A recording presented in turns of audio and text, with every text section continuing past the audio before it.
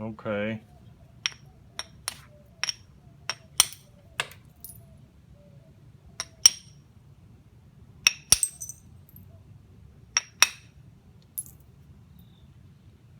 Are you starting to get the impression that there's no point in buying rock like this? That would be correct. Oh yeah, but I probably saved $1.50.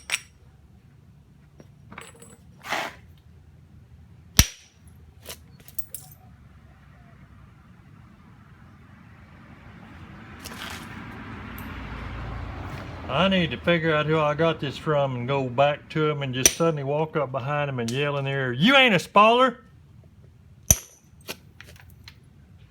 Of course, that kind of behavior of napping ain't nearly as safe as it is online.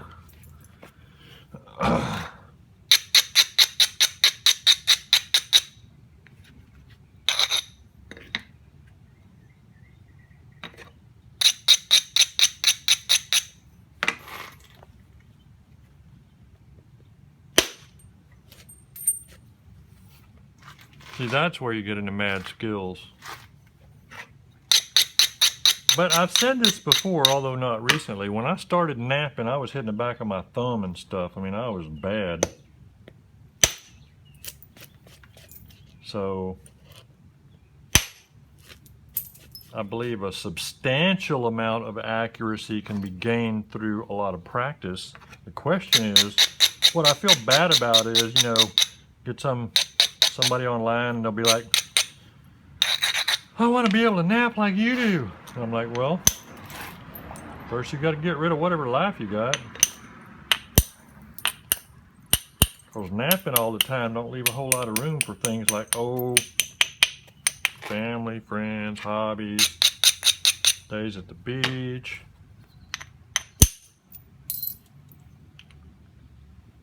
High quality television entertainment on cable that you pay for, so the ads aren't that many. Almost got political there. Need to watch that. Well, the damage is just about gone, but I still got me some sort of a animal twister kind of game going on here. What to do? See, the problem is when I felt like saying the other day, I can either be funny or I can nap well, but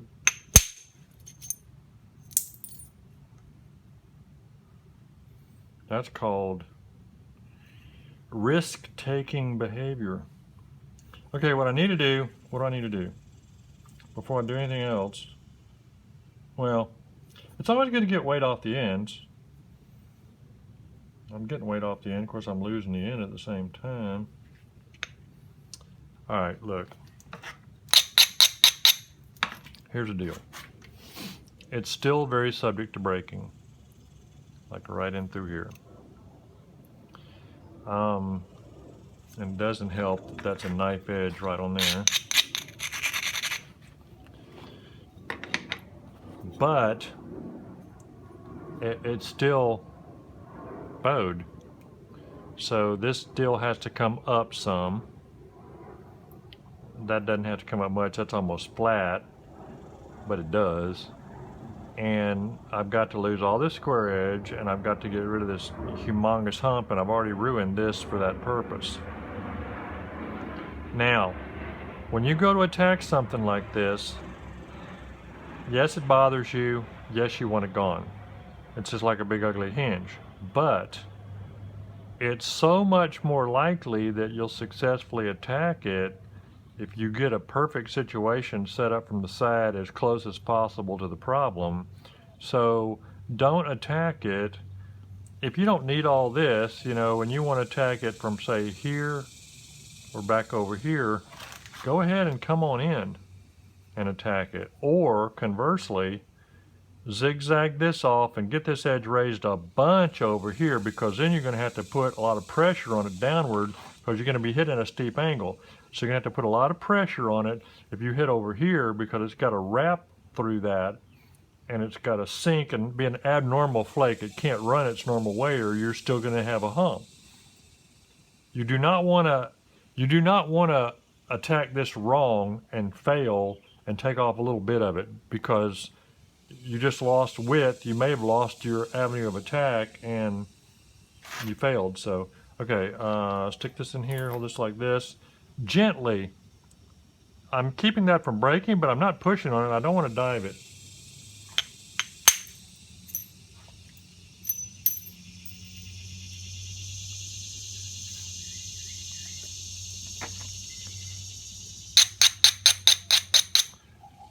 Obviously, you probably have noticed the much higher quality of this material compared to that last rock I was hitting.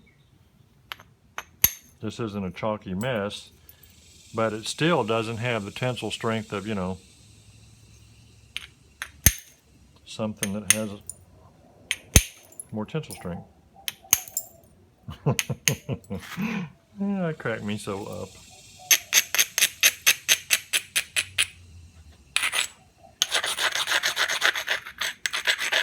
You say, are you going to hit that? Like, well, I don't know, but that would be a freaking miracle if that worked. It's exactly the wrong thing to do. Which is why I feel compelled to try it.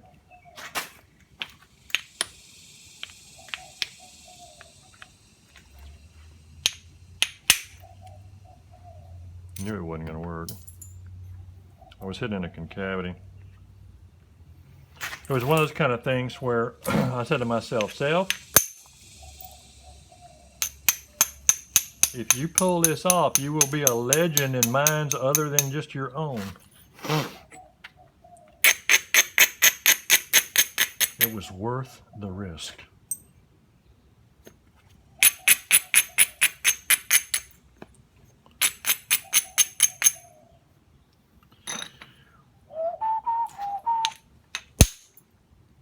I hit downward and push on it to make it wrap, because I'm still trying to deal with that, and I'm coming up and setting up another attack here, because I'd like to attack closer. You know, this is a concavity, and yeah, I think if I came all the way in here, I could attack it, especially if I use the indirect, which I don't want to switch to right now because we're having such big fun this way. But the problem with that is, I mean, I've got to lose some stuff over here just to get rid of this square edge and get things set up. So if I leave myself this much width to make a point out of, and I haven't even fixed this yet, that ain't gonna work. It's gonna be called Jerry's drill, which I don't have a problem with making drills, but I have never found drills particularly sexy. I don't know why everybody gets excited about drills. Oh, I found a drill. Good.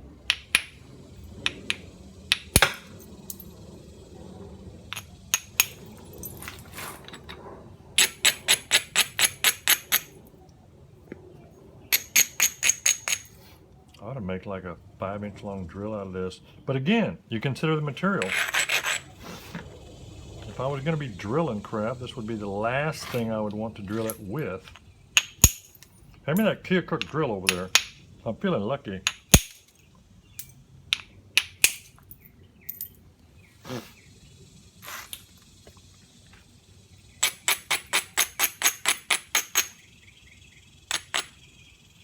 You make a lot of cool point types out of this stuff, though.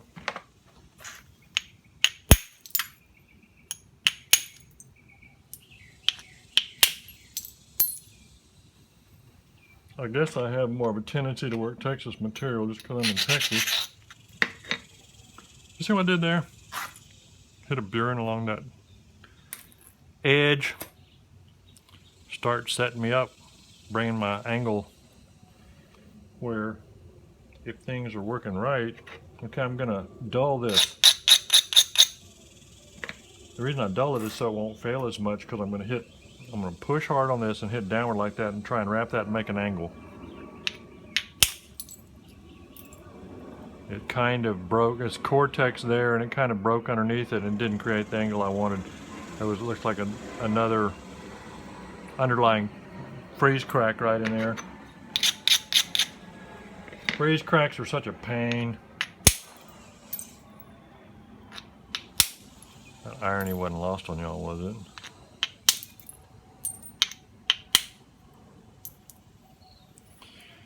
All right, I don't like making real steep bevels like that, but sometimes you've got to do what you've got to do.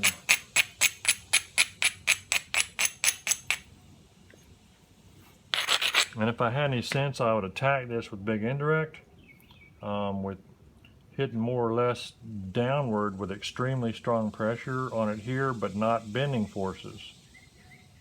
But that's not what I want to do.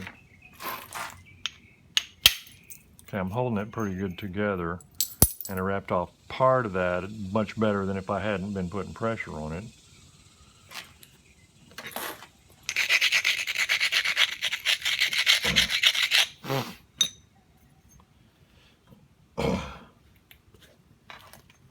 Putting pressure on it. Put hard pressure on it, and that makes the flake sink, and so you end up with a thicker flake in the middle than you normally would, and you see it wrapped all the way over to here, and you can't make something go over hills and down the backside without artificially creating that situation with your pressure. It's not just the hit.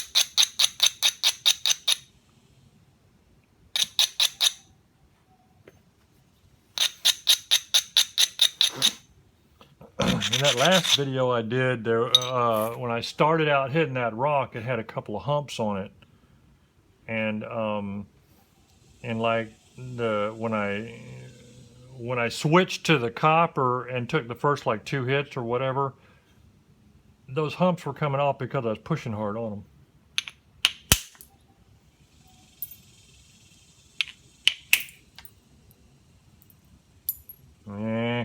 Okay, back to this.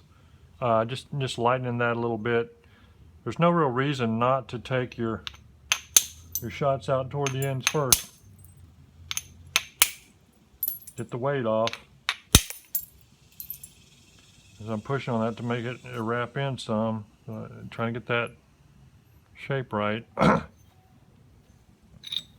And then again, it never hurts to get your lateral grind in to try and stiffen that up so that if you hit wrong or support wrong, maybe you won't get that lateral crack start there. Okay, this is a little bit dangerous. I'm gonna hit this one first. Ran it all the way to there. Aggressive, but careful pressure, only where it needs to be. I'm not squeezing out here. I'm not using this as a bridge and squeezing like that, you know.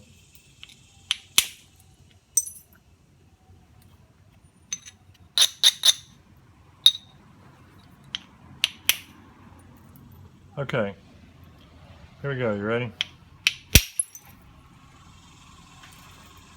All right, so you can see how much thicker it is in the middle than it is on the edges, which is an abnormal shape for flake, and that all occurred because I was pushing on it.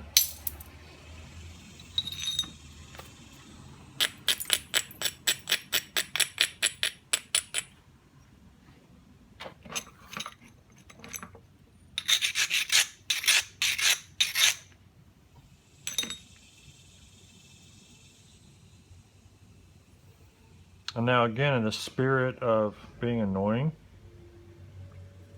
I'm leaving these humps here and stuff because there's at least one person out there that I think may watch these things that will be really annoyed by that. And I'm going to go ahead and try and do something with this because, as you can tell, that's still hanging down. So my final point ain't going to be droopy. I don't want a pickle. Just want to ride on my motorcycle. Hey, I didn't fold it. No end snap for me. You can't make me end snap something. You can distract me all you want, and my hands know what to do. They ain't gonna end snap it. It just ain't gonna happen. Look at that. Tell me I don't know what I'm talking about. If I tell you it's raining outside, you just best take an umbrella. Look at that. See, I wasn't even supporting the back of that. I just hit so dang perfect. It just did right. I sound like Festus. Now, I don't know why, because I ain't heard Festus talk in 11 years. Maybe I don't sound like Festus. I don't want to be stealing no famous guy's fame.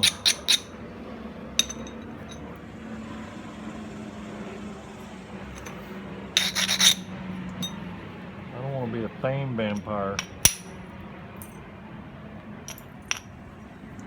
Now this is tricky right here. What I just almost did right there. You talk about your dangerous crap.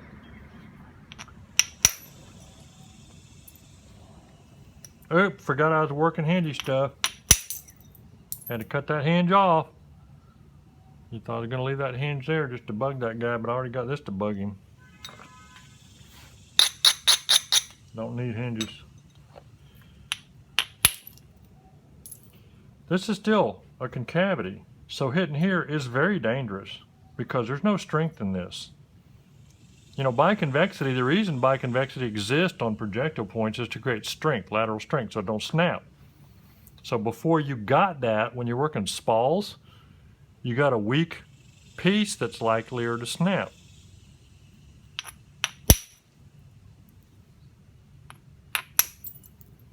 So what I'm hitting at angles where it's going almost straight across, where I know that I'm not putting the forces the wrong direction on it. That's what I'm doing.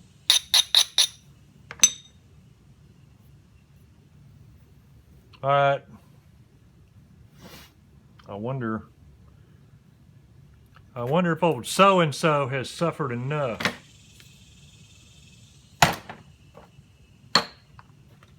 Sitting here looking for this and it was on my leg.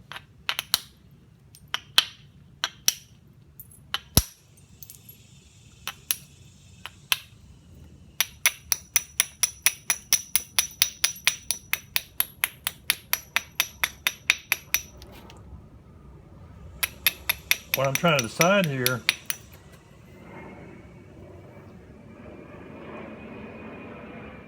which makes no sense. I was going to say what I'm trying to decide there is if I can come in enough on that side to take a shot at those things if necessary. But I might as well just go ahead and take the shot from the other side first, because then it doesn't matter. If it works out wondermously, right? I mean, I was coming in on this where I could get that set up deep enough to undercut that step and all, and once again come across as just Miracle Man.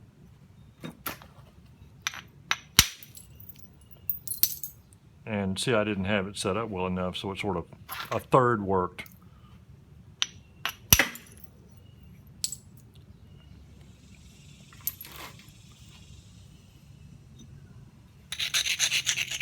There's a lot of times when you turn stuff and you get it set up and it's almost enough, but you don't want to lose width and you're trying to be conservative, and it's the death of 1,000 cuts because you don't get it set up right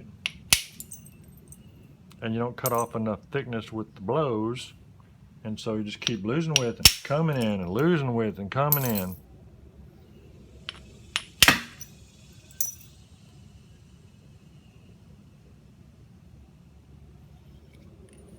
I don't know if you saw them 3 or 4 hits right there, but I mean, that was some mad skills almost.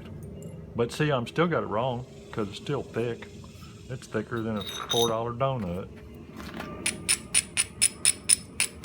And no, that isn't an expression from my part of the country or anything stupid like that. It's something I just made up because when you start saying something and you're napping at the same time, 9 times out of 10, whatever comes out is about as bad as the napping. I hate hitting hard on stuff like this. Okay, now, everybody out there who's like, oh, well, overshots are all accidental and nobody ever did them on purpose or anything like that. You know why that didn't blow off the back side? It's simple. I wasn't squeezing back there. Overshots run straight if you don't squeeze. See?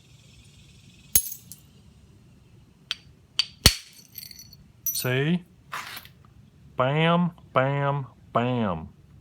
Oh yeah, it's all accidental. I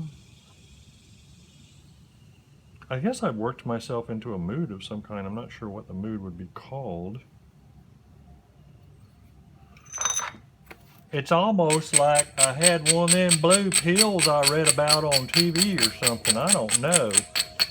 That thing that Sheldon says, well, something like the people at the lab say this is to Skittles what Skittles is to the blue pills or something. I don't know.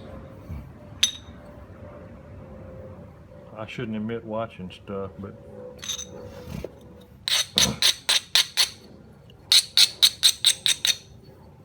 I don't need to show you any more on this. This would be stupid because this thing is beat, you know, with a very small amount of effort and indirect. This would be simple to deal with, and so I don't think I have to show you that I can keep going with it. So anyway, I tried to be humorous and tried to show you some stuff I haven't talked about a million times before. So there you go. Bye for now. Freeze crack.